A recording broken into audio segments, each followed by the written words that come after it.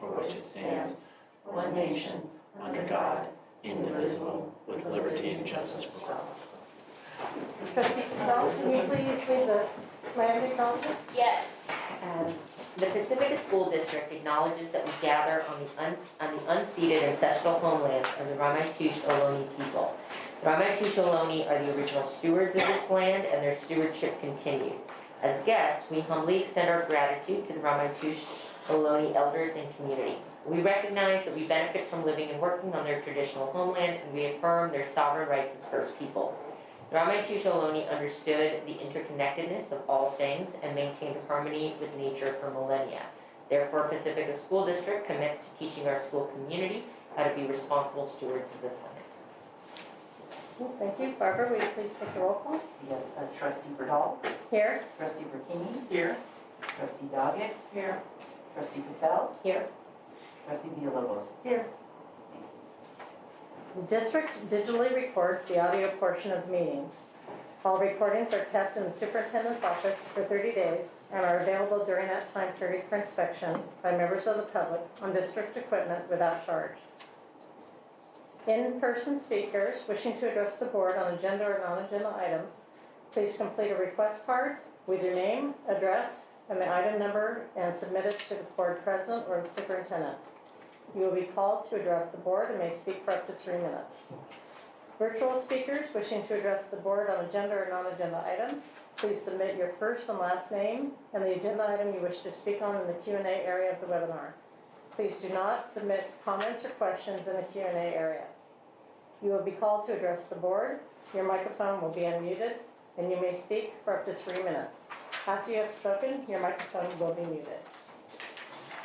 Okay.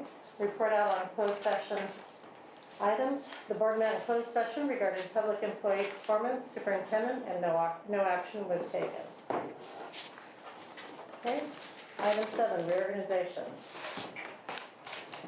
It is recommended that the board of trustees elect officers to the 2022 calendar year and appoint the president, vice president, clerk, and vice clerk, and appoint the superintendent as secretary of the board. Okay, we will now take nominations for board president. I want to start by nominating Ty Doggett for president for 2022. Do I have a motion to approve? Oops, do we need a second? Oh, do we need, yes. I'll second that. Okay. All those All those in favor?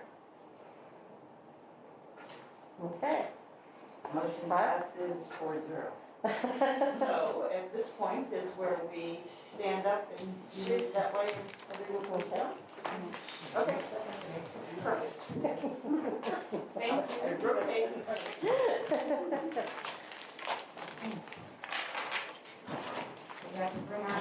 Hand it over to Oh, you. yeah, bring down. Oh, okay. Okay. You move stuff. You got it all? Yep. It's all you. So much pressure. Yeah.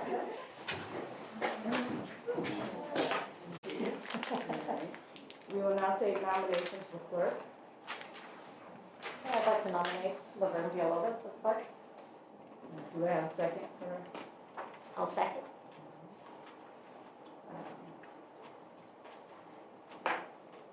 All those in favor, please raise your hand. Oh, sorry, I didn't mean to read Motion passes 4-0. Thank you. So before we go to the vice clerk, just a really quick piece is that we don't have a board policy for vice clerk. As long as I was here, we had a vice clerk, but when we picked Stevie for a short 3 months, we just never filled the vice clerk position.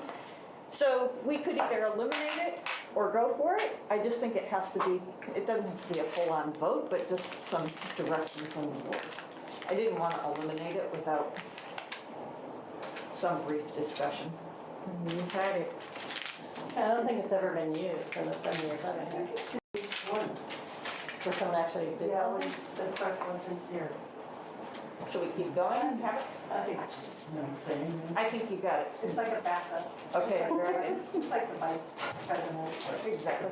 We should, in our 144 policies, we'll put vice clerk in there. Okay. So we'll now take nominations for vice clerk. I'll nominate me to serve as vice clerk. We have a second. I'll second. All in favor? Motion passes 4-0, thank you. All right, we'll now take action to appoint Heather Olson, superintendent, as secretary of the board. Do I have a motion to approve the appointment of Heather as secretary of the board? All motion to approve, Dr. Olson, the secretary. Have a second? I'll second. All those in favor? Thank you. Motion passes 5-0, thank you. Oh, so this is where it says that we should switch Yeah. seats? We already did that. All right.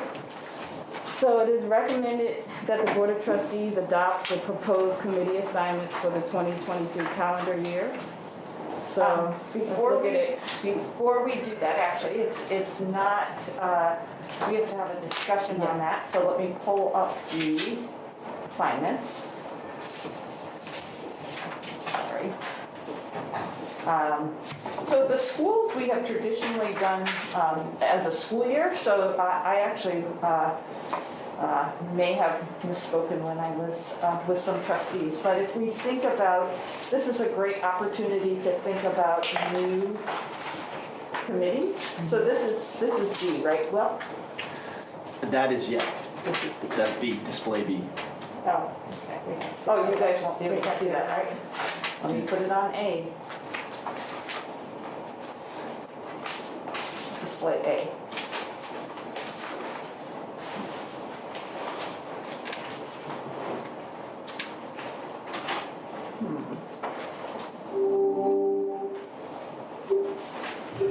There we go. Okay, now I'm gonna make it bigger. There we go.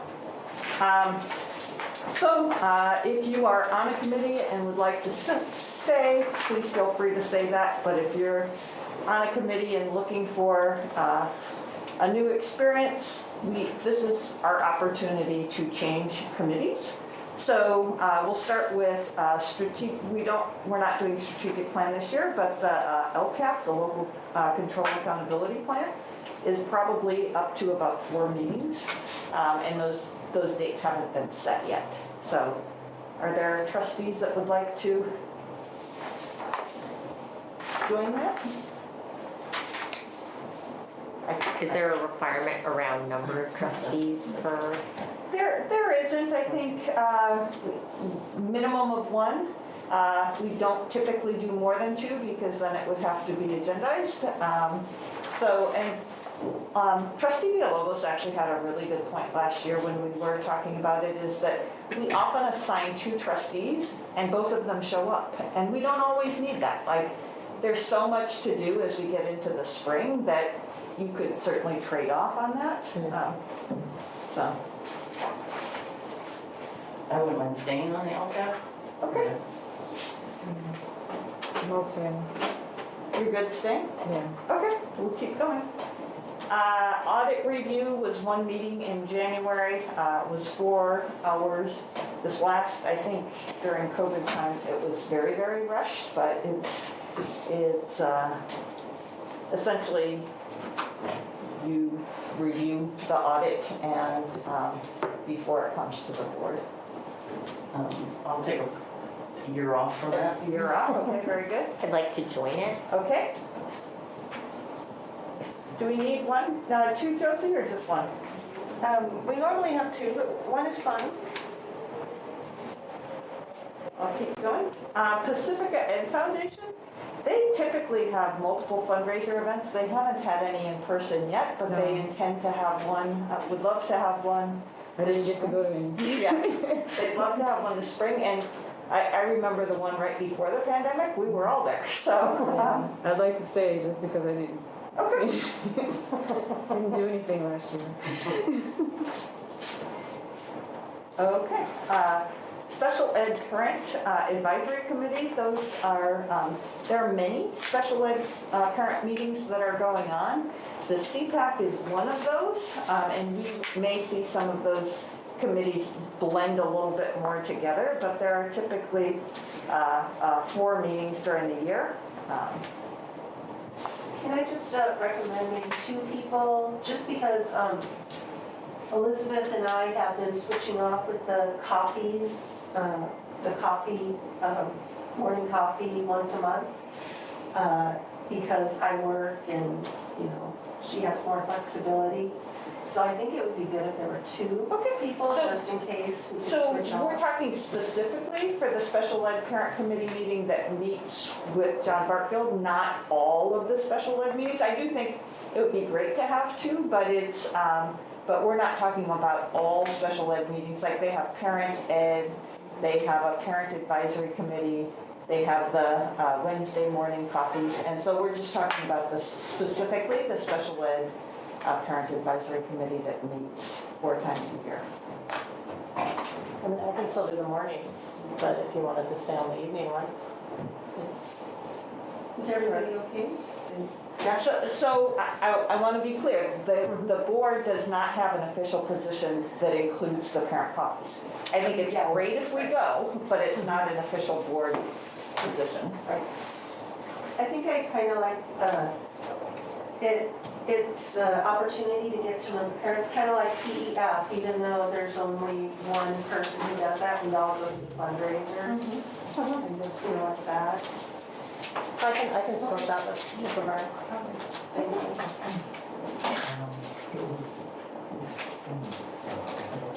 Facilities master plan, I actually meant to check in with Cece about whether we will be having any meetings. I don't know that we will have any meetings coming up. We're going to have an enormous amount of work that we're doing, but I don't know that there are going to be any facilities master planning committee meetings. Josie, what's your sense? It's really the bond oversight. Is that the same thing, right? Well, no, because board members would not sit on the bond oversight because essentially the bond oversight really is overseeing the work of the board and the district to make sure that we're using it in the right place. So I think the facilities master plan, I don't think we should make any changes. I don't expect that we'll be having any meetings. I think that work is mostly done. That's correct. Okay. Workforce housing committee? I'd like to stay on this committee. Yeah, and I want to stay on that. That's my main reason for still being here. Okay, very good. And then just standing committees that we have, the parcel tax oversight committee. So again, as a board member, you would be a non-voting member because it wouldn't be appropriate for the board to be overseeing the board and the district. I'm willing to, and if someone else wants it, they're welcome to, or I can stay on. Okay, I'd like to try that one, Okay. if there's nobody else.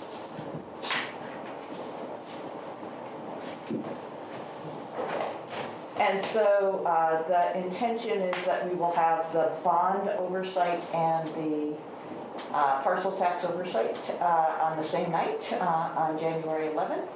And the board members are just simply there. It's not participatory or voting. Wellness committee did not meet in 2021, but we probably will have one meeting in this spring. I'd like to relieve myself of that. I'd like to relieve myself of that committee. Got it. I can join it. Okay. Thank you. Okay, the next ones, Library Advisory Committee was another good committee for you, Kai. Yeah. They also, it's They an didn't meet. It's an official city council meeting that gets agendized, and they did not meet in 2021. I say at this point, until they get up and going, we not put somebody on there. And then for the Pacifica Collaborative, typically I attend. Elizabeth has been attending with me in the past. I'm okay with staying with that unless someone wants, I know it conflicts with both people's work schedules and that's why I have the availability. Okay. The next one's an interesting one as well, and I can't speak to how it got started, but it is typically the city, the North County Water, which is very active right now, talking about drought and water restrictions, and Jefferson Union High School District, and ourselves. We have not yet met this year, just because people have been so busy. That is a committee where we do have 2 trustees, but we only need 1 to attend each time.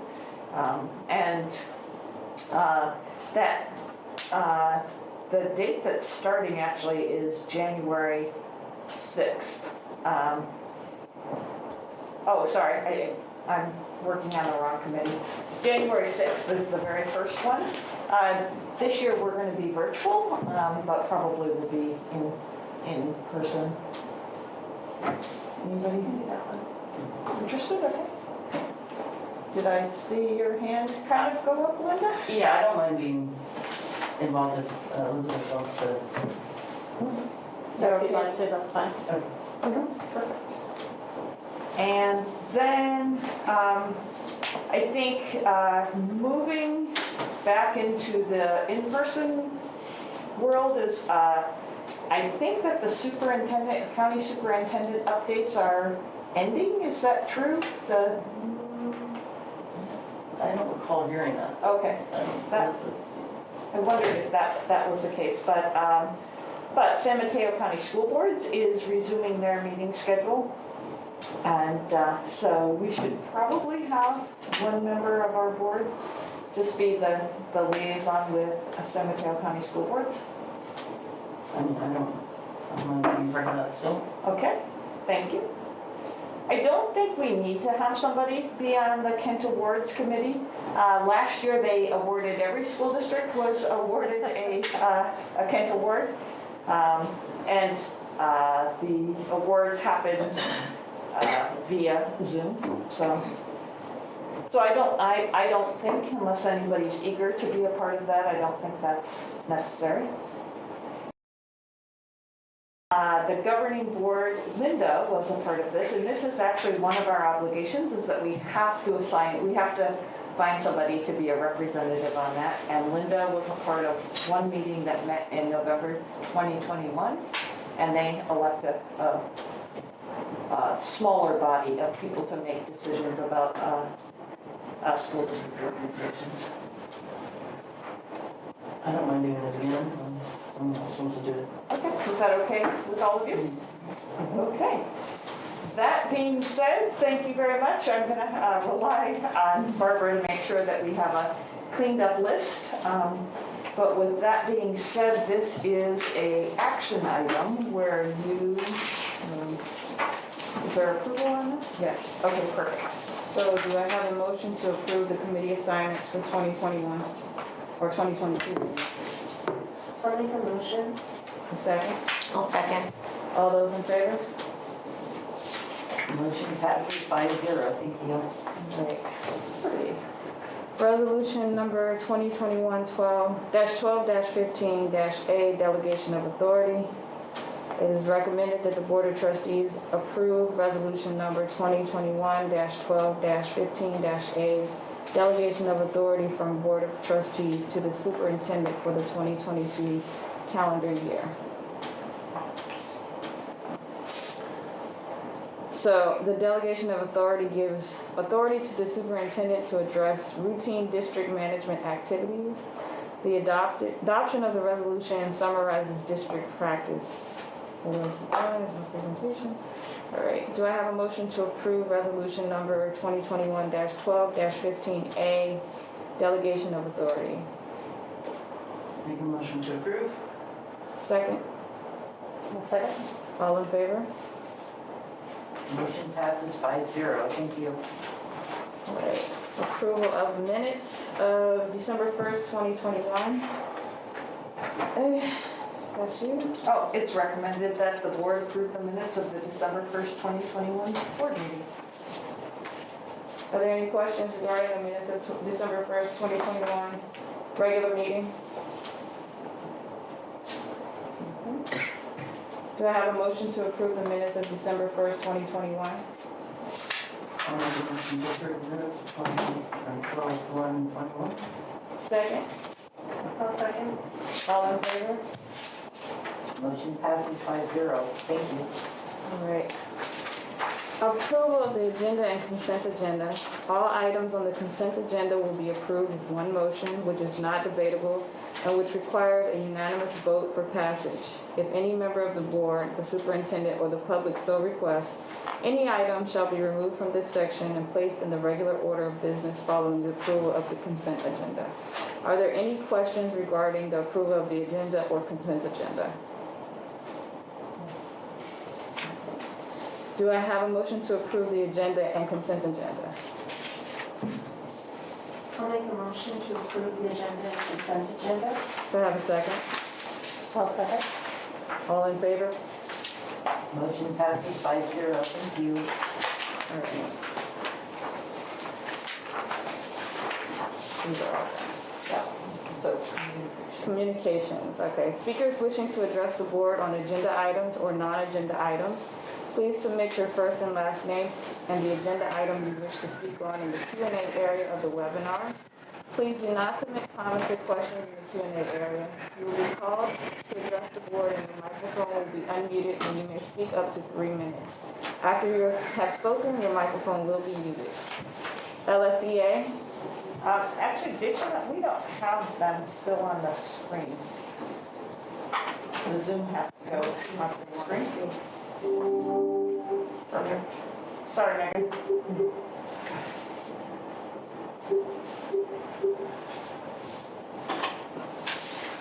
Hello? Hello, we have you, but we don't have your picture. There we go. Okay. Now we have your picture. Okay, how are you? Good. You can hear me fine? Yep. Okay. I didn't know. Last time it was hard. All right, Good evening. LSEA and the district finished negotiating our MOU for a full return to in-person instruction. We have been working on this since August. Both parties have signed and it will come to you in January for approval. We are pleased with the bargained additional COVID sick days and the language we've developed together around natural disaster protocol and expectations of teachers in these situations. While we are pleased with these two items, overall, LSEA is saddened by the district's position on 2 key points. The district team continued to drag its heels on insisting we have in-person meetings at the administrator's discretion. We wanted it to be a mutually agreed upon decision, ensuring all involved felt safe. We also wanted members who are receiving close contact COVID exposure notifications after work hours to receive a courtesy call or text. The district team thought that was too much and teachers should just be checking their work email during non-working hours. We keep tossing easy balls to the district to show appreciation towards our members, let us feel safe and supported, and yet the district keeps letting those balls fly by. These would have been such easy gives to make our teachers feel confident, safe, and secure as we continue to teach during a pandemic. We are looking forward to beginning our work on contract negotiations. One of the mutually agreed upon items is calendar. Our teams met and have a proposed calendar ready for you for the 2022-2023 school year. LSEA was expecting the calendar on tonight's agenda. The district has traditionally had an interest to get a calendar out early to its community, but it seems the district team will now be waiting until January to put forth the calendar proposal. This means our members and the community must wait too. Despite these hiccups, the LSEA bargaining team is hopeful for a productive negotiations year. We are grateful for the district's commitment to the interest-based bargaining process. We have a lot to get through and hope the district wants to shift back to where we were, working with us and supporting us.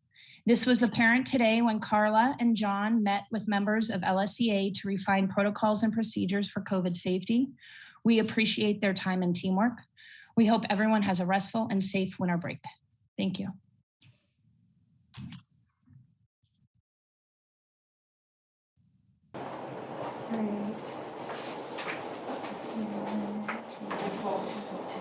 I don't know that I see Nicole on here. You guys see Nicole? I saw her. I saw Oh, her. there she is. Perfect. Need some sound? You're muted. Yeah, that's how you. Nicole, you're muted. Okay, I'm not muted now. Okay, hello. My name is Nicole Sayers. I'm the president of CSEA. Tonight, I would like to let you know that we were thrilled to present our Above and Beyond Award to Yolanda Peraza. Yolanda was nominated because she goes above and beyond every day to help our students and staff. She is the first to arrive and usually the last to leave. She always has a smile on her face and is always gracious. Even though she has extremely busy days, she always has time to say hello and ask, how are you doing? It was the highlight of my day to see her surprised smile when we offered her our token of appreciation. Thank you so much, Yolanda, for all that you do. Just one quick second story about appreciation, and it comes to me from somebody at Ocean Shore School. I heard that there was a 5th grader, and she saved her money all this year and decided to go out and purchase gifts for the SDC students at her school. The students that she gifted were delighted, as this is not the usual occurrence for them, and their parents were like, where did these plush toys come from? I do not know who this specific student is, but I thank her for her kind heart in this holiday season.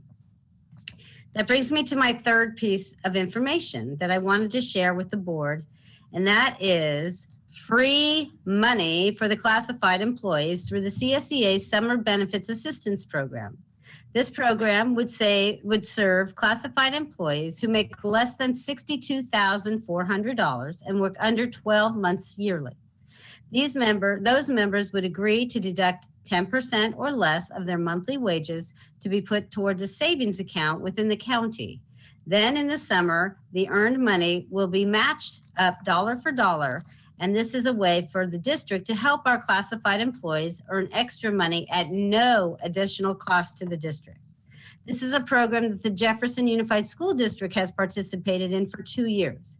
I spoke to one of the payroll technicians in this neighboring district, and he stated that although he is not eligible to participate in this program himself, the positive responses from the employees who participate is worth the extra effort he puts into this program. He said that the program has made the morale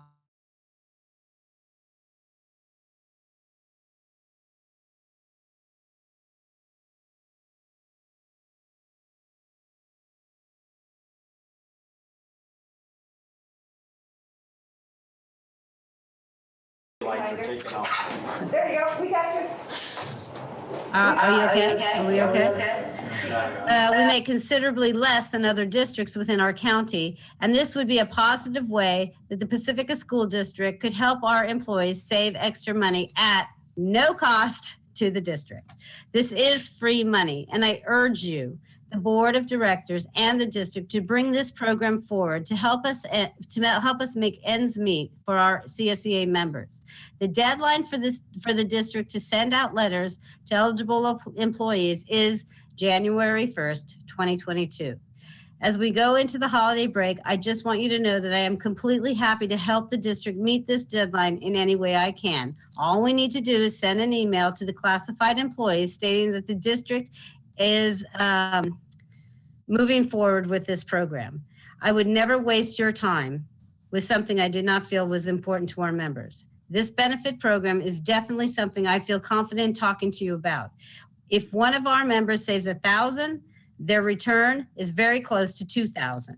With higher prices at the grocery store, the gas station, and everywhere else, this could really help our members breathe a little easier. This is a compassionate thing to do. Please consider taking on the CSEA Summer Benefit Assistance Program. Call me, email me, or talk to me any way you can. I am 100% happy to help us get this done, even through the holidays by January 1st, 2020. I hope you all have good holidays, and I thank you for your time.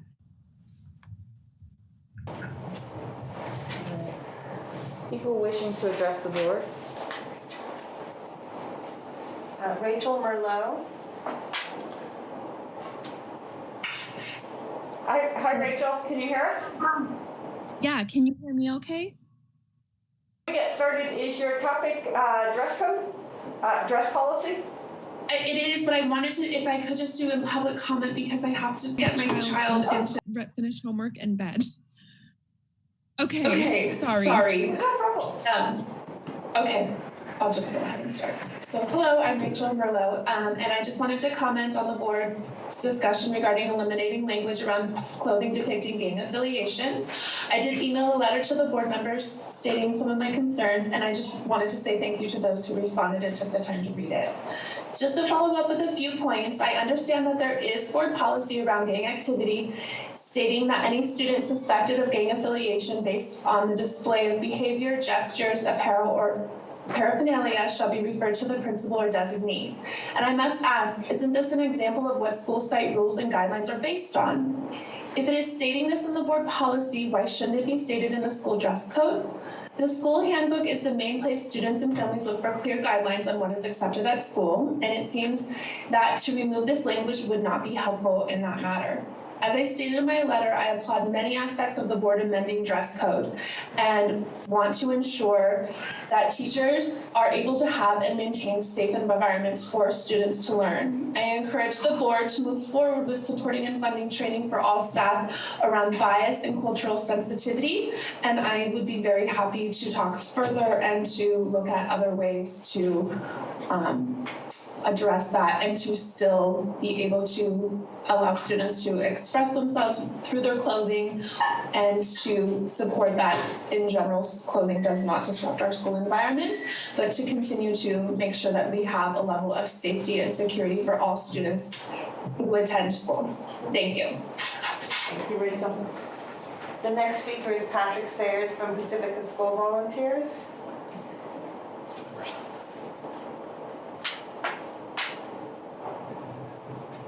Hello. Hi, Patrick. I'd just like to take a minute to update any of the board members who may be unfamiliar with the Pacifica School Volunteers. I just wanted to let you know that we are an independent nonprofit organization, and we collaborate with the Pacifica School District to place qualified volunteers in classrooms to work on academics with students one-on-one or in small groups under the supervision of our certified teachers. Our primary focus is to increase the literacy levels of students struggling in reading and comprehension. In recent years, we have had an increase in requests to help students with math, science, and English as a second language. Under federal mandates for volunteers working with students in public schools, our volunteers are required to pass federal Department of Justice fingerprint background checks and provide a negative TB test before starting work with students. Since the reopening of the school sites, PSV has worked with the district to provide a COVID-safe return of volunteers to the classroom. Our volunteers must show proof of dual vaccination levels and wear a mask at all times while at school. We are now enrolling volunteers and encourage school principals and teachers to contact PSV with their volunteer needs. Thank you and have a great holiday. Thank you, Pat. No more speakers? Correspondence? The correspondence I was going to bring to your attention was the letter I received from Rachel Merville, and I believe you've all received it, and she highlighted the points in her public comment. Board communication? I can start. I attended the Pacifica collaboration meeting. It was the first time that we had it in person in almost 2 years. And so that was a lot of fun, and it was mainly a get together and catch up with everyone and making Christmas ornaments. So Mary Beer had it. Very nice first time to get back together and see everyone. Met with Dr. Olson. Also had a music meeting and the San Mateo County Superintendent call. Star Vista had a meeting today, just going over their different programs, so participated in that. And the vaccine clinic up at Sunset Ridge on Tuesday, which was for the second vaccine. And I think we had planned on 500 doses. I think we had between 450 or 500, but actually completed both vaccines. So it was really encouraging to be part of a possible solution to everyone. My communications involved school visits with Superintendent Olson as well as Trustee Brokini to all the schools except I did not attend the IBL and I believe Sunset Ridge school visits, and I hope to schedule those soon after the holidays. I had 2 site visits, one to Ortega and one to Ocean Shore School. And then I had my monthly meeting with Dr. Olson. I had the monthly call with Nancy McGee from the county superintendent's office. I also did the walkthrough through all the school sites with Dr. Olson and mostly with Trustee Patel. I was glad to see kids back in school. The other thing I was really happy to see is a lot of computers open on desks, far more than 3 years ago. There's lots of active learning, and one takeaway is that teachers are feeling tired and they feeling like a lot is coming on and they would like more support, and we absolutely understand that. And basically I just also want to say thanks for bringing all the people that brought us around the schools, because it was really good to get out and see everybody, so that's my communication. And I met with Dr. Olson twice since the last time we met. Unfortunately, I had to have a self-precautionary quarantine, so couldn't do much. All right, so let's see. District business, district goals. The district values the goals provided by our local control accountability plan and strategic plan. All of our district board agenda items are tied to these goals. One or more goals are listed in the description of each board agenda item. The details for each of those goals can be accessed on our district website at www.pacificasd.org. All right, 11A, approval of an educator effectiveness block grant plan. Goal LCAP 1, 2, and 3. And that's Will. Yes, thank you. This is what I put before you is a recommendation for the board to approve the Educators Effectiveness Block Grant Plan as presented. This plan was discussed at our last December 1st meeting, and based off the input that was brought and discussed amongst the board members, the only change is that an action was added to section 6 as outlined in the memo. The added plan activity was professional development for teachers in targeted content-based instruction that supports how to teach students who struggle in core subject areas. So that action was added. The rest of the plan is exactly as was presented in the last. So is there any questions? No questions, but just a comment. I appreciate that addition. I think that'll really support the teachers next year. Yes. Thank you. No questions. All right, do I have a motion to approve the educator effectiveness block grant plan as presented? I'll make a motion to approve the educator effectiveness block grant plan. Do I have a second? I'll second. All in favor? Motion passes 5-0. Thank you. 12, board bylaws, board policies, and administrative regulations. Goal is governance. VP/AR 5132, dress and grooming, goal governance. This is a discussion, and John. Thank you, and good evening. And we have made some edits and changes based on the board's conversation at the last board meeting to our board policy and administrative regulation for 5132, which I know that you have copies for. The main changes for the board policy is that we have taken out the language referring to gangs and gang-related apparel,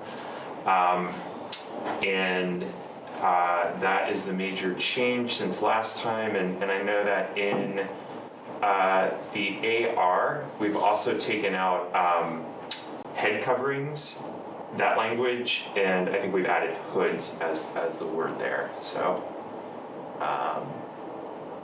Those are the two main changes in that board policy.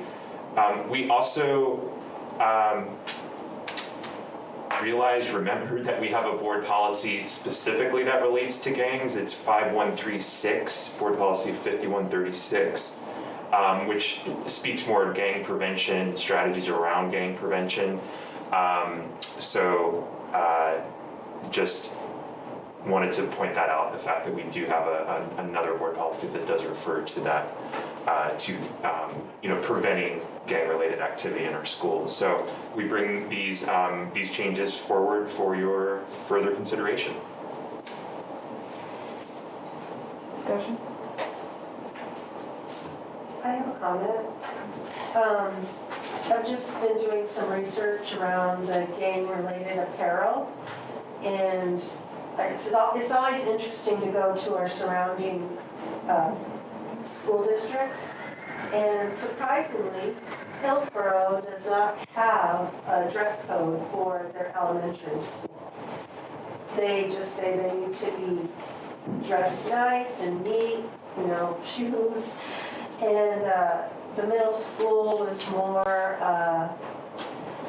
they just need to have their bras and underwear covered and not showing. And so just looking at ours, I just kind of feel like it's a little old and outdated, the whole thing. I also feel like this is something where we need additional training on bias, cultural sensitivity with the teachers, specifically the ones who are in contact with the student. And I see, the block grant, we have the diversity, 25,000, but that starts next year. And so I'm just wondering if there's anything we can do for this year, maybe later on. I think the teachers do want more training on this topic. Also, I did have some conversations, and I do support the teachers and the principals in having some kind of lingo and language about gang-related apparel. And I did find something. Let's see if I can find it.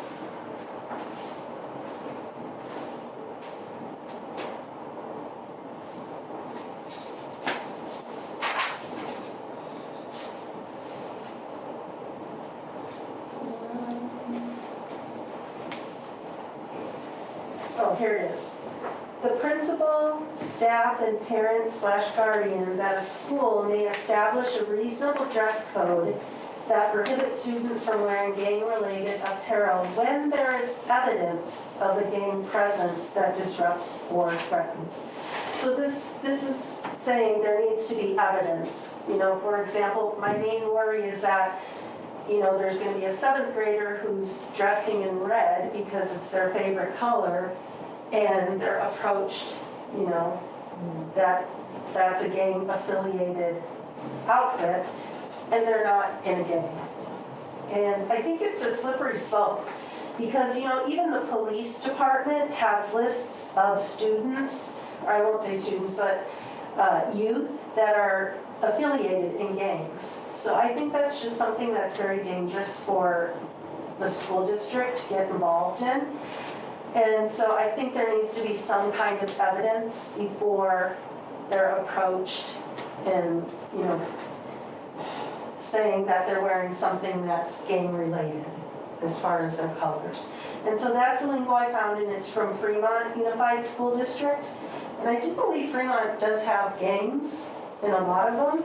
So, they just want to make sure that there's some kind of evidence before you approach a student.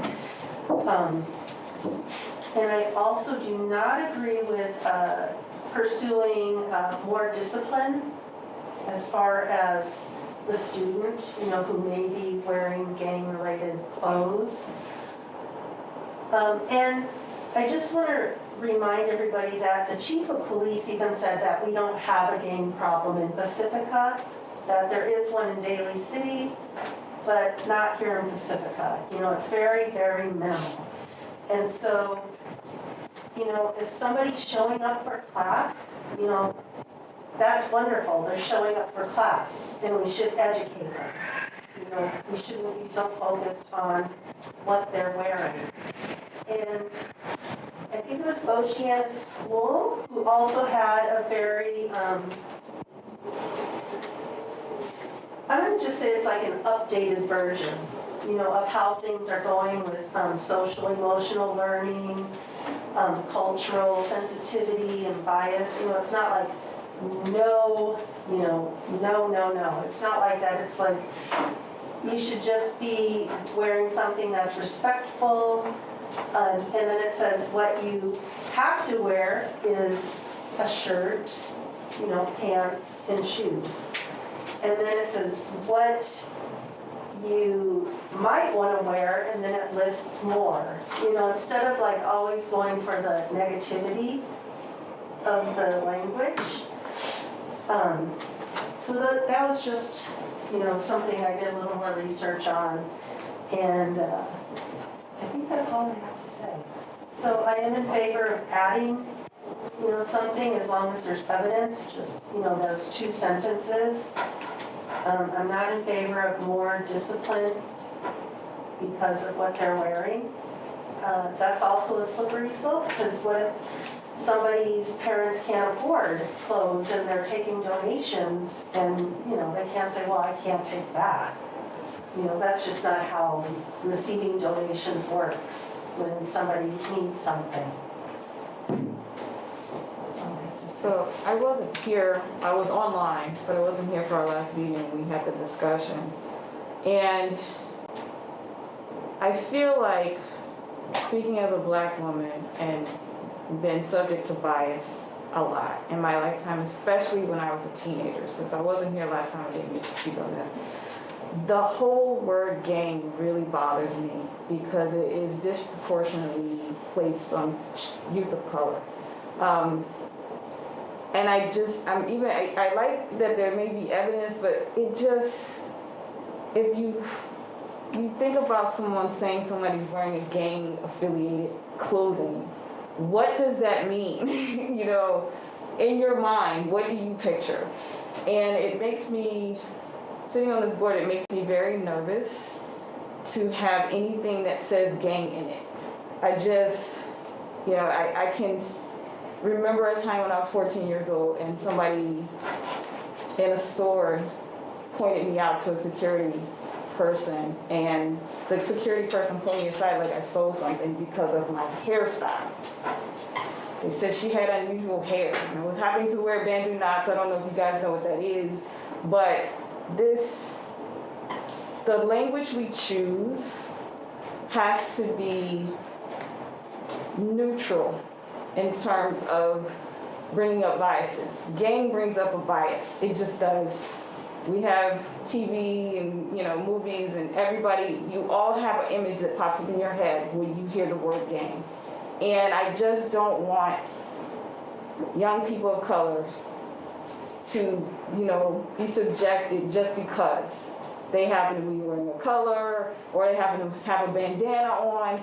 Some things are style. And as a, you know, like I said, this was a very traumatic experience for me as a 14-year-old.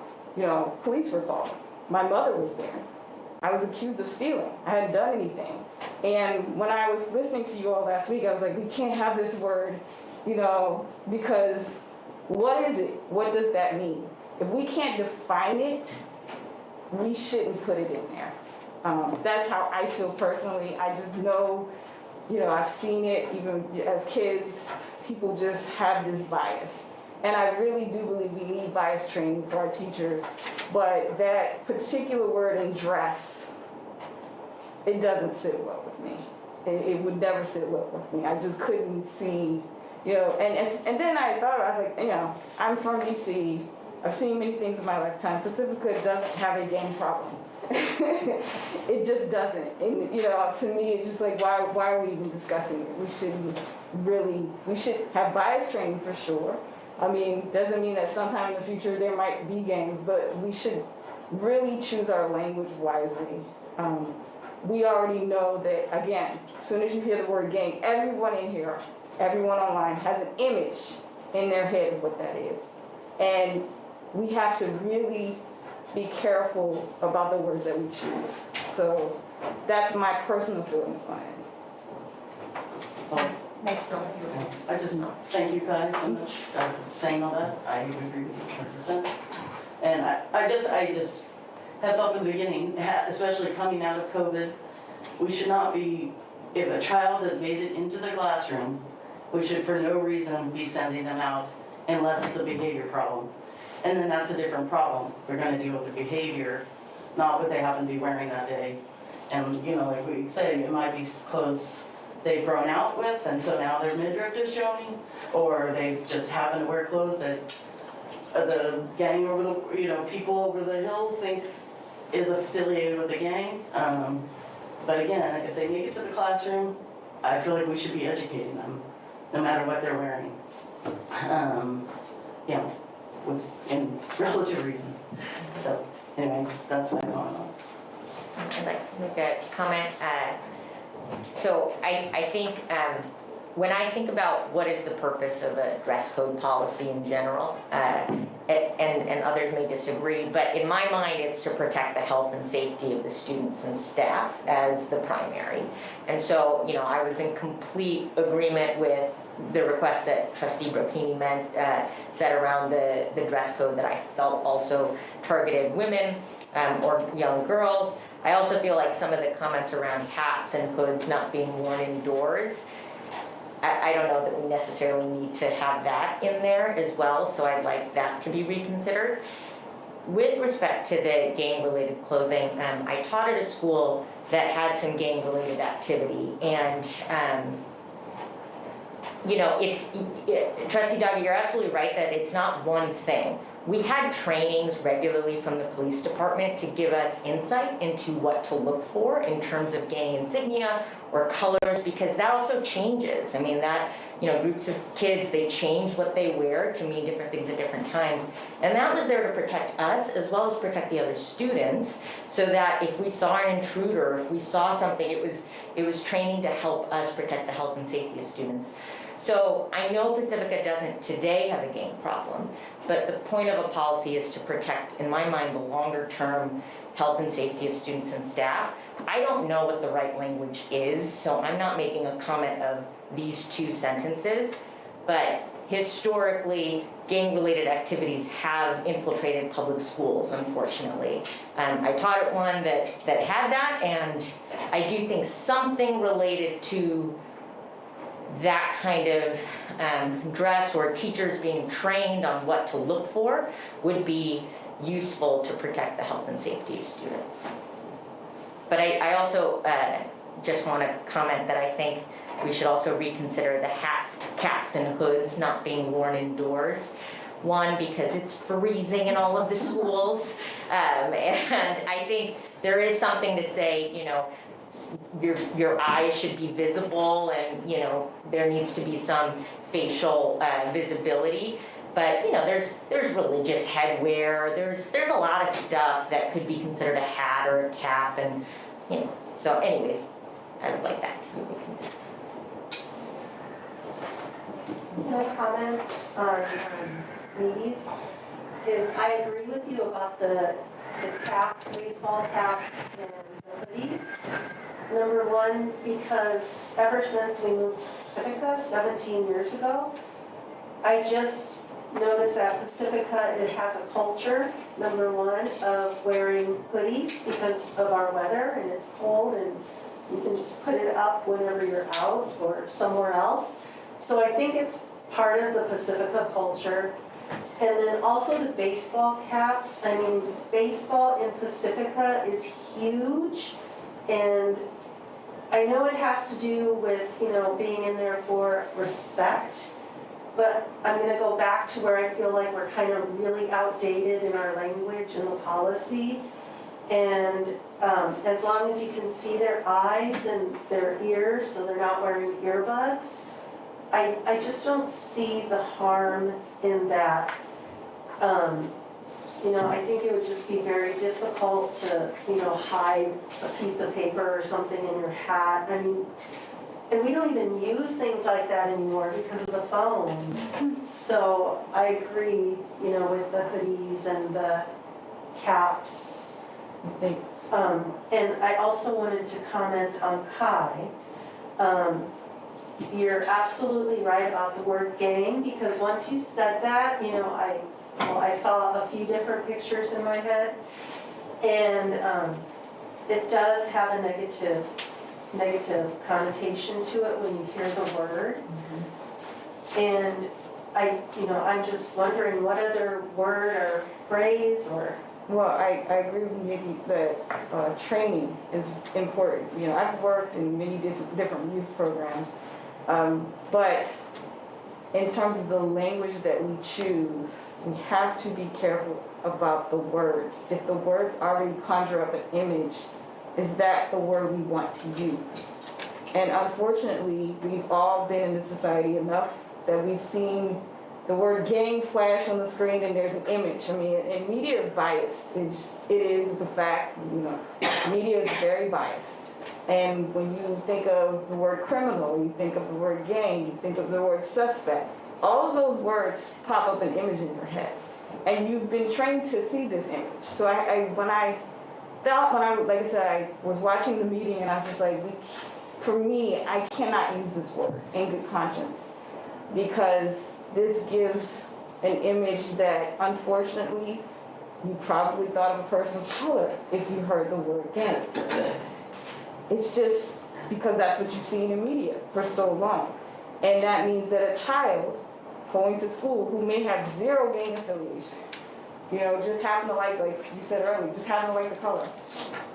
A teacher might say, well, we can't have any gang activity. I think there's gang activity because this child came in and they wear the same thing every day. We don't know that. And the child is there, and the child's not showing any behavioral issues. You know, it's bias. It's in the culture, and we're all affected by it. So when I think about putting a policy together and thinking about improving policy going forward that is fair, I have to speak up about the words that we use. And that word gang, you know, like I said, my experience, I was 14, and it was traumatizing. I'm not making this up. I really was called out because of a hairstyle. That's just how easy it is.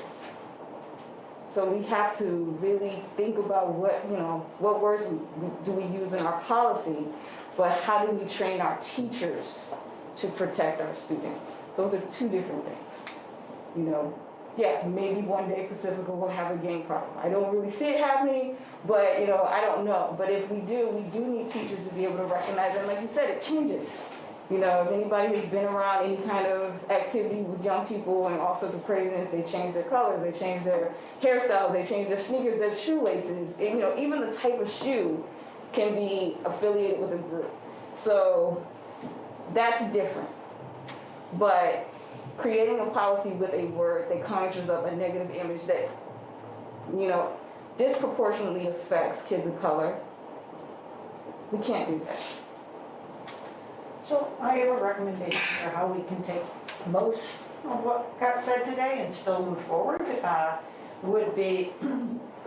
The only change would be to the administrative regulation, and if we removed hats, caps, and hoods, just took that off, then everything else would stand. We could make that adjustment and still pass the policy in the AR. More extensive changes really probably should go to another meeting. Linda, your thoughts? I think that's a good plan, and also because we've had different issues across the feelings around the district around this, it'd be nice to just have a place to start, and then we can continue to discuss. Okay. Can I just mention the crop tops and the ripped jeans? That's targeting, once again, the females. And I think that, that's also part of the style. And if anybody remembers the movie Clueless from 1995, they were wearing droopy pants even back then. And so that's 27 years ago. And so, I just think that it might be a good idea maybe if somebody from the police department can give the staff some training on what's out there, but we don't really even have it here in Pacifica, so, but the training on the bias and the cultural sensitivity, I think is really important.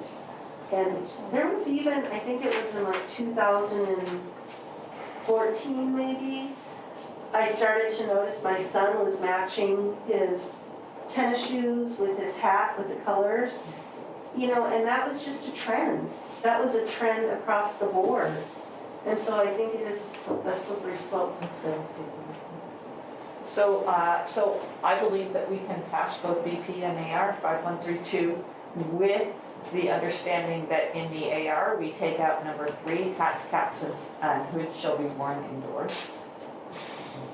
I do believe that there'll have to be a fair amount of communication that will go to the school sites. I will get that out there. At least with the hats, caps, and hoods, that their eyes have to be visible and their ears, have to be clear. Because, as a parent of a 13-year-old who likes hoodies, I do understand why teachers may not want them to wear the hoodies, but it is cold, and she has made that complaint. So just so that the teachers can see that they are actively participating, there needs to be some kind of parameters around what's on your head and whether can the teacher see your eyes and are your ears clear, no earpieces or anything like that. That should probably be in there. And then I'm just curious, Dr. Olson, if you were gonna recommend taking out repeated violations or refusal to comply with the district's dress code may result in disciplinary action. Or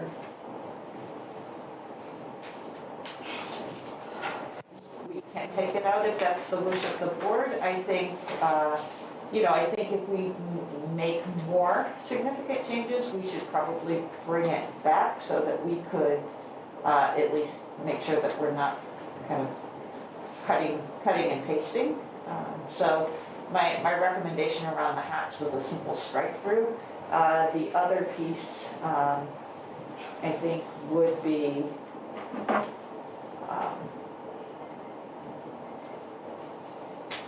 the question would be, if so, then what, right? So then there would be repeated.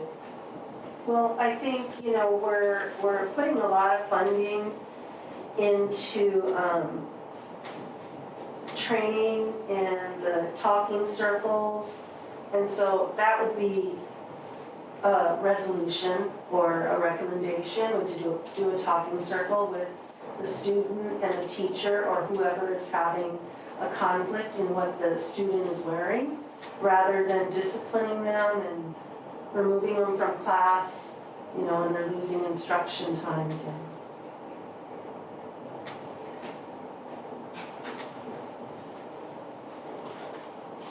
Well, I think we should discuss that more, but I also think we kind of need to pass something because we've got several schools with several different policies at this point. So I don't know how everybody feels.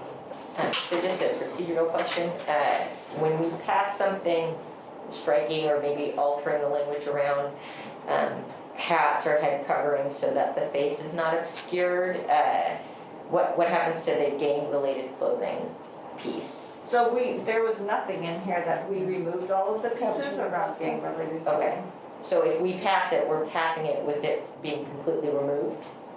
Yes. This is not an actual item today. I'm sorry, it should have been discussion and action. Just discussion. Except discussion. It should have been action, so, probably we will need to bring it back in January, that's too bad if we. Yeah, On the actual official agenda that got posted, it says it's an action. Oh, It's okay. it's a discussion action, and it Got it. has a recommendation for approval. We have all sorts of options. I think one of the things that I know is that it will take us a while to get to the perfect dressing grooming policy. And so I'm not We can either bring this back to January 19th. That wouldn't be my recommendation. I do think if we remove something as significant around that piece is around what happens with repeated measures, I do think that warrants more discussion and does change the intent of the policy. This is, I want to be clear, we took what we heard from you last time and put that into this formulation. So to redo it, which is certainly the purview of the board, we're happy to do that. I want to be honest, is that to take certain parts and other parts, so clear direction from the five of you would be really helpful to me. Well, I just want to comment that maybe we could pass it with the hats and caps crossed out this right now. And then also plan that when we have our equity session, coming in January, that we kind of fit this in, to kind of talk about some of those pieces. I mean, it's fine. But I kind of feel like we need a little more talking time and in a more free environment, or like more study, but it's up to you guys. I just feel like passing it just to pass it is not the right thing to do. I think tabling it and bringing it back for discussion, and perhaps there's people listening and letting them, process what we've all discussed might be better. The thing, whenever, we're like, well, let's just pass it, I'm thinking, well, what is so urgent right now? Is there something happening in a school or with students where, it needs to happen right now? And, that's where I would appreciate a little bit more information from the sites on what is happening around the dress code in their school. Is it unsafe, for teachers right now? Is it unsafe for the students? Is it gang affiliated, or is it just somebody wearing ripped jeans? So that's kind of how I'm feeling, is that we shouldn't just pass something to pass it if we're not feeling fulfilled in what we're doing in our work. I don't know how everybody else feels. I just want to say one comment that someone wrote to me way back in September 23rd. And they said, my daughter left the house today self-confident and happy about what they wore, but they came home self-conscious and no longer confident about themselves. So I feel like girls are getting hurt. And sometimes far more frequently than we like. And we heard that today. And unfortunately, what I'm hearing from September 3rd, September 24th, October 9th, November 3rd, is that these things are, continuing, and kids are being hurt, and they're being targeted. To me, the age it starts happening is in the 11, 12, 13. And those are ages that are so delicate. Kids are just finding themselves, and if they get crushed or first start feeling self-conscious at 11, 12, 13, I mean, like we hear today, it's a whole life of feeling, am I good enough? Maybe I shouldn't do math because they tell me to keep my hand down, So I guess, I feel like damage is being done. Are we addressing So the the changes that we're doing? Well, yes, so that is the midriff has been removed. Some things that was never in here was talking about the short line. Those aren't, and then, so a lot of that has been changed. So I think the only question is the gang-related apparel. And, I do want to, there was a staff member that expressed some concern around the safety around that language. Now, I don't know what kind of language should be in there, but if we feel pressure to pass at least the part, with the hats and hoods and the see-through tops and bare abdomens that have been removed, I would be willing to pass that. And then approaching it again to reevaluate the gang-related apparel to find better language, since it seems like that needs a bit more discussion. I don't know if that's an approach. Is there a consensus on, you wanna wait, you're okay with passing it? Or, I changed my mind after hearing Linda's. okay. So, we wanna go forward with a vote? Are we comfortable?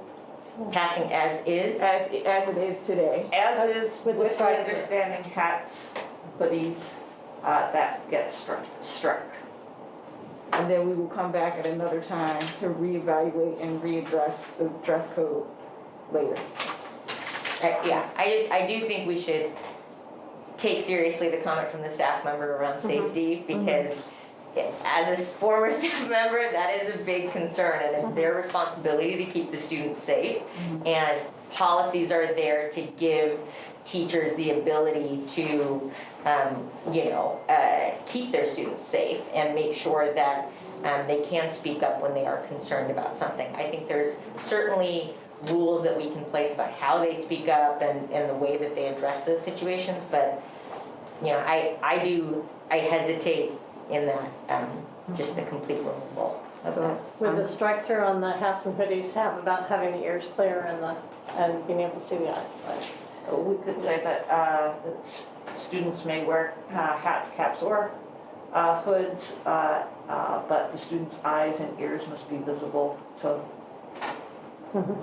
All right, so do we have a motion to amend BPAR 5132 with the statement that Heather just made? Do we have a motion for that, to pass that? And board policy. And board policy. I make a motion, pass that. Do we have a second? I'll second. All in favor? Motion passes 4-0. And is this discussion too, for this says This next one is not. 541. What's Oh, that? I'm sorry. this plan for updating board policies? Passed 5-0. Could I put mine on the screen up there? Display A, correct? Yeah. Okay. Since my thing says. This is just discussion. This one is just discussion, it's just information for you, really.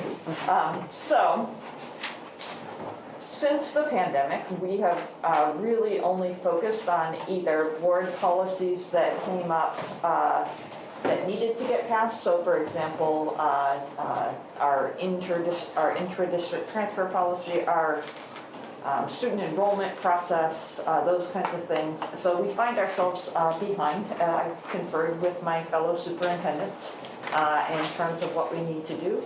And we have about 144 board policies or ARs that we need to address. But you always address board policies and ARs as one, right? Like when you're doing them together. So I'm now only counting them as one. I'm not counting them as two, so that will help that. And other advice, legal advice from Claire Cunningham was you certainly want to address the human resources, the personnel items, or any of your district complaint processes, just to make sure that those are up to date so we're going to start with human resources and the complaint procedures, just to get moving on those, because in any legal situation, that's where you go to first. We have 8 board meetings left in 2021, 2022. So we're going to start in January with human resources and complaint policies.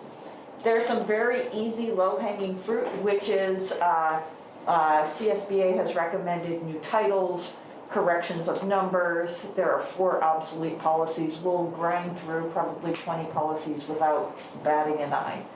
And then so HR, I think, will probably take us 2 meetings to get through the bulk. In general, what it will be is approximately somewhere between 10 and 20 policies that would come to you. They are not going to be like the dress policy, where we have to think about each word or think about each piece. We typically go off CSBA's recommendation, and we won't be making huge major changes. The ones that are very, very sensitive, like we will have one around suspension and expulsion. That one we're gonna wanna give more time to, right? But in general, it's about catching up and doing business. And so in January and February, we would focus on human resources, personnel matters in general. In March, we would move on to policies about students. And then I think after we complete our special education study, we would look at this. There are a number of special ed policies that were not as up to date as we should. We're probably not that far off, but we do need to address those, and I think sooner rather than later is a good way to go. On March 30th, we would address instruction. There are not as many instruction, there are about 23 instruction policies. And then in April, we would do business and facilities. So you may get about 20 policies. Again, we'll pull out ones that we find to be especially sensitive, but I think it's just a matter of we will, each of the staff members has their area that they will address. We will call out any major changes or things that trustees want to consider. It's going to be a fair amount of work on the staff side. And we're trying to make it as easy as possible through the trustee side. I think the piece that is new to staff, and we will look at how the trustees will look at this, is that the new e-board, you know how we do the board agenda now on Assembly, that the policies are available on there.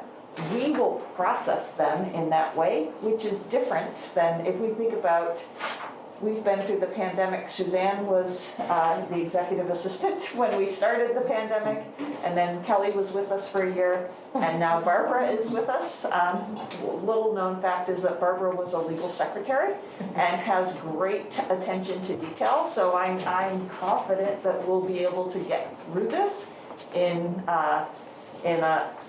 probably by June we will be mostly done with this. But this is a huge undertaking. But we just have to recognize this is a normal way of doing district business, and we just have to catch up, right? That's all we have to do. Are there any questions? Just how will we get the policies if we're going to be receiving 20 of them at a time? Yeah. How are we going to receive those like 2 weeks in advance instead of like 1 week or 4 days or 5 Yeah, days? what we will try to do to the best degree that we can is if the board meeting is on Wednesday, we'll try to get them to you the previous Wednesday so that you'll have one whole week to take a look at them. If there's any way that we could do it even the weekend before that so that you had 2 weekends to take a look at that, we'll do our very best that we can on that one. For those of us that are comfortable doing it on the computer, I think that the Assembly software will probably be a good way to take a look at that. I just don't know what it looks like from the trustees side. We're just beginning to look at that from a staff side, and we haven't done it yet. So we need to get but I think it would make sense to do that, especially for those of us that are comfortable doing that. And if we're not, we can always print off hard copies of that. When I used to do it on paper, it got to be a lot of paper, but for some people that's what they feel comfortable in. It's more important that you have the information and have the comfort than we're all either software or paper. So we'll try to give you 2 weekends that we can, to the greatest degree that we can. Questions, Linda? So I like the advice of starting with HR, and we have a number that we'll be bringing to you. At some point, we have to just be realistic about, is it too much? Is it not enough? Maybe we could start, because I said that we were going to start with some of those easy ones where it's just changing the title. That'll help us move more quickly through things. But please be honest with us. When it's too much, it's too much. That's like much of the pandemic, as we feel like we're behind and we feel like we're not doing enough. But we can only do what we can do, and it's important that we do it thoughtfully. But it also, you know, some of the things that come up in business, we're not gonna have recommendations for. That's pretty much prescribed either by law or by CSBA. We do subscribe to CSBA's Policy Plus. That's how we know which policies that need updating. Because as the laws change, CSBA recommends, and you know, you need to change these board policies. So there's not that much, sometimes there's option 1 or option 2, but there's not that much discretion that we all have on that, so. All right, that's just for your information. Future agenda item? The very last one is we are going to have a little bit busy of a spring, and so we were going to try to do in January.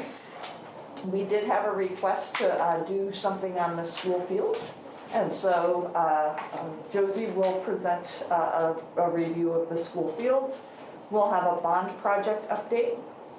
We're required to do those school accountability report cards.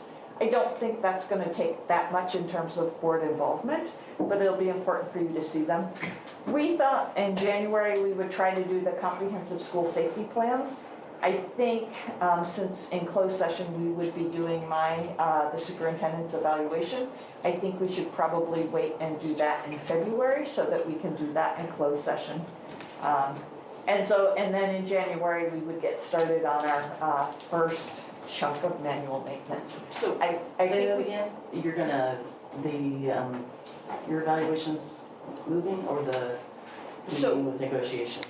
so if we do my evaluation in closed session on January 19th, right? Okay. I think we should probably not do the comprehensive school safety plans in January. I think we should probably do those in February. And we Okay. discuss those in closed session because of the tactical nature. Yes? Unfortunately, I do have a request to add something. Okay. Just because today in the news, they were talking about the new variant of COVID that's out and that it's doubling, you know, within 2 days' time, and it's just spreading like wildfire. And so I'm just curious if we can have an update on whatever is happening, because we're gonna be gone, you know, when all this is probably happening. Absolutely, and it would be inappropriate for me to give you that update right now, but I can give you an update this weekend around all of the things that we're doing to prepare for that. We absolutely know. So I'm not going to keep going on that because it's an unagendized item, but we can do an update on COVID at that point. I do want to make sure that when we do the manual maintenance that we give about an hour of time in a board meeting. So just making sure that our board meetings move along. Just preparing for that. January also is a busy month. We're going to have the special closed meeting on January 5th. Public comment will be in person at 4 o'clock. And then on January 12th, we'll have our board work study from 4 to 7, and I will talk to Nicole Anderson about a dress code conversation in that one. So you just said that the public comment needs to be in person? It is in Like person. it can't be Zoom? Yeah, the whole, because we Or don't film our closed session meetings. Oh, I got it. Is there any other way? I'm just thinking about the new variant and what's happening and if it's going to be safe to do that. Can you Zoom public comment? So we can Zoom public comment. We pay $400 per meeting to do that. I'm happy to do that if that's important to the group. I think we have like something we don't know about right now, and we just know that there's the possibility that, you know, COVID is spreading even more with the new variant. I'm just putting it out there. That's for January 5th. That's for January 5th. We can figure it out before then. Okay. We'll see, at least check in 2 weeks before, see what the numbers are, and make a decision. Can people phone in? Yeah. Just like, We can do anything that we want. I just want to be clear that that it's going to be 20 minutes and we pay $400 for each of those. I'm not opposed one way or the other to do that. Perhaps we could just do Zoom that wouldn't be on Pacifica Coast TV. We can probably also do that as well. Anything else? Everybody good? All right. I guess we can adjourn. Meeting adjourned at 8:26 PM. All right.